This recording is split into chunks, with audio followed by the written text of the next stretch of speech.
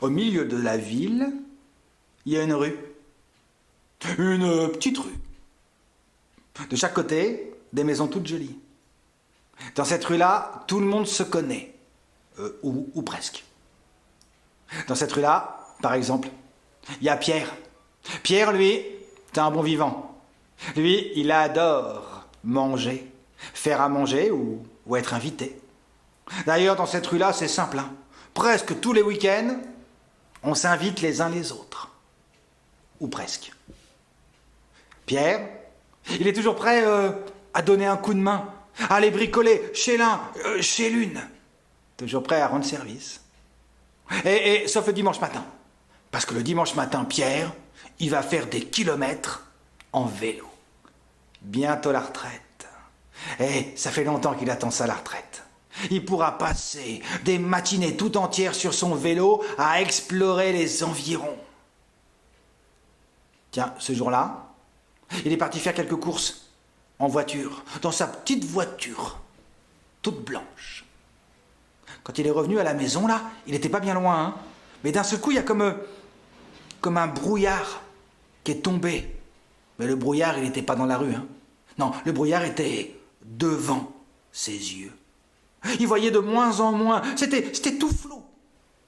Il a reconnu quelques détails autour et puis il a réussi à se garer comme il a pu devant chez lui. 4 marches. 4 marches à gravir, à escalader et à la porte de chez lui. Ça tourne, ça vacille. Il a trouvé les clés au fond de sa poche. Il a mis du temps, hein, à trouver la serrure. Et quand il a réussi à rentrer chez lui, il s'est écroulé dans le fauteuil, en se demandant ce qui se passe, en se disant que le brouillard allait partir, mais le brouillard, il n'est pas parti.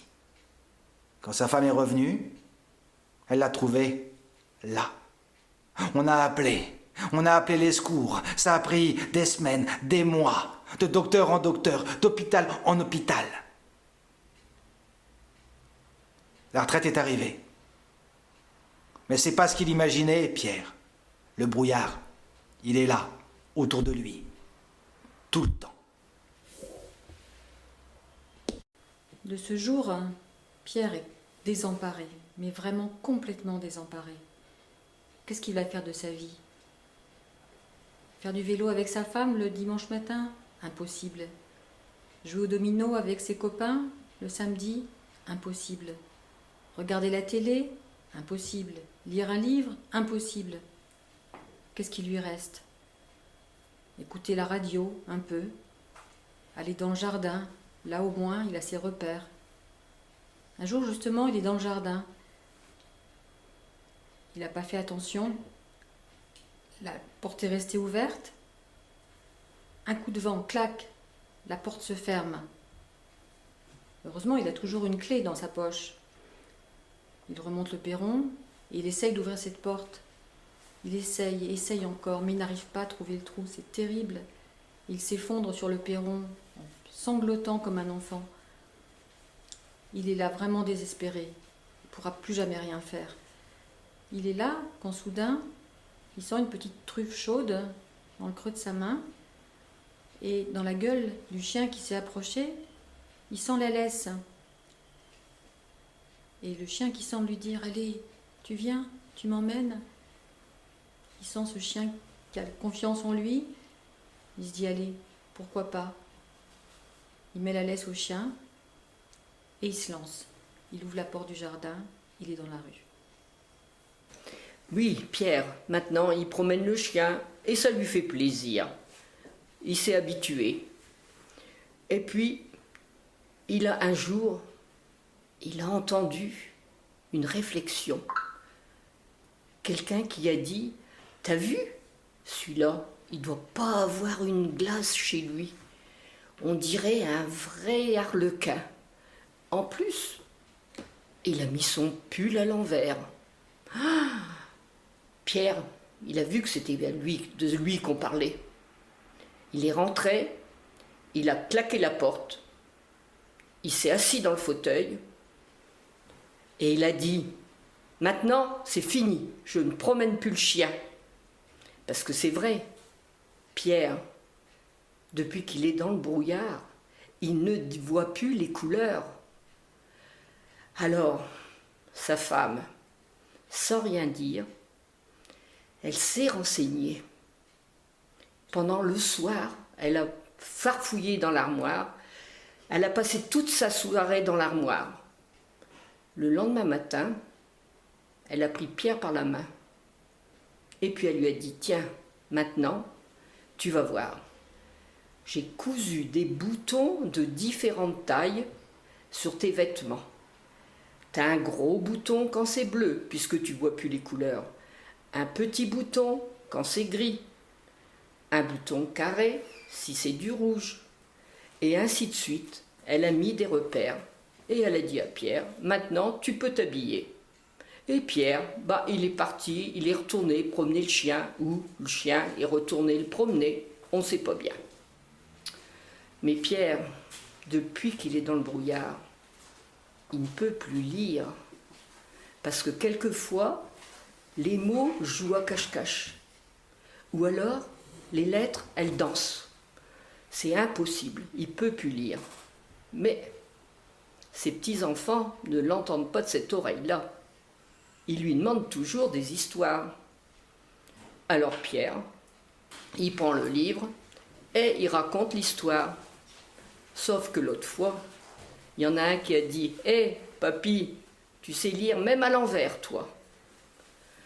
Alors, Pierre a ri. Il s'est dit « Bon, c'est bien, vous voyez bien que je peux toujours vous raconter des histoires. » Alors, lui qui était bon vivant, là que maintenant, il a des soucis avec son assiette ou avec son verre. Quelquefois, ça déborde. Quelquefois, il est obligé de mettre ses mains dans son assiette parce que Pierre, il ne voit plus ce qu'il y a dans son assiette depuis qu'il est dans le brouillard. Et il ne veut plus les invitations, c'est fini. Les repas chez la voisine, à droite ou à gauche. Mais sa femme, elle aime toujours sortir. Et puis, ça va être la choucroute que leur voisine a l'habitude de faire, parce qu'elle est alsacienne, et au mois d'octobre, elle fait toujours une choucroute. Elle invite les voisins, tout le monde vient. Alors, sa femme, elle s'était déjà renseignée. Elle n'a rien dit, et elle est retournée se renseigner. Le soir, elle a dit à Pierre, il n'y a pas de raison, on ira à la choucroute de la voisine. Je vais t'expliquer comment ça se passera. Tu vois, ton verre, tu n'auras qu'à mettre ton doigt au bord, comme ça, quand tu verseras, tu n'en mettras plus sur la table. Et puis ton assiette, c'est comme une horloge. Je te mettrai ta viande au quart, je te mettrai la choucroute à la demi, tu auras les pommes de terre à moins le quart, et à l'heure, je te mettrai de la moutarde. Et Pierre, et ils sont allés à la choucroute de la voisine. Tout s'est bien passé. Ils ont même beaucoup ri. Et là, Pierre, il a repris confiance en lui. Et puis, il est retourné promener le chien, même dans le brouillard. Il continue à lire ses histoires, même à l'envers, à ses petits-enfants. Et maintenant, il accepte toutes les invitations du quartier, parce que sa femme s'était renseignée. Et Pierre, il a repris sa vie. Les invitations, les repas entre voisins, où tout le monde est là, tout le monde, non, sauf un. Il y en a un qu'on voit jamais. Il y en a un qu'on n'invite pas. Il y en a un qui reste chez lui enfermé.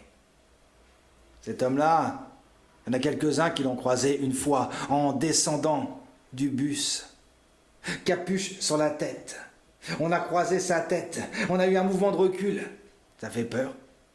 Tiens, cet homme-là, il a une peau qui un jour a rencontré les flammes. Il reste chez lui. Il sort pas, ou peu. Quand il sort, Capuche, il file. Il parle à personne. Et ce jour-là, Pierre est sorti de chez lui. Il y a une odeur qui est venue l'attraper par le nez. Ça sent bon. Ça sent tellement bon que son ventre s'est mis à gargouiller. Il a essayé de reconnaître les odeurs, un mélange d'épices. Eh bien, l'odeur l'a emmené par le bout du nez. Une marche, 2 marches. Une porte. Cette porte-là, il est sûr, il la connaît pas. Il a frappé à la porte. La porte, elle s'est juste entrouverte. Et il y a un homme qui a fait « C'est pourquoi ?» Excusez-moi. Mais ça sent bon chez vous. Vous cuisinez quoi? Moi, j'adore la cuisine. Je peux entrer? Je peux goûter? D'abord, ça a grogné. Et derrière la porte, l'homme a vu que celui qui était là, qui lui parlait, n'avait pas l'air de le voir, de le regarder. Alors après tout, pourquoi pas? Il a ouvert la porte un peu plus. C'est sûr, hein, l'homme le voit pas. Alors il l'a fait rentrer. Et ensemble, ils se sont assis devant la table. Il lui a fait goûter ce qu'il cuisinait. Qu'est-ce que c'est bon! J'ai jamais rien mangé d'aussi bon. Et là, tu sais quoi? Ils sont restés devant la table, à manger, à grignoter. Il y a même, un moment, une bouteille de vin qui s'est ouverte. Et pas n'importe quel vin, celui qu'il fallait pour aller avec ce qu'il y avait dans l'assiette. Et jusqu'à la nuit tombée, ils ont discuté. L'homme a raconté qu'il était avant cuisinier, un grand cuisinier, mais qu'un jour, un accident bête de fourneau l'a forcé à arrêter son métier, à rester là, chez lui, enfermé, caché. Ce soir-là, Pierre, il est rentré chez lui.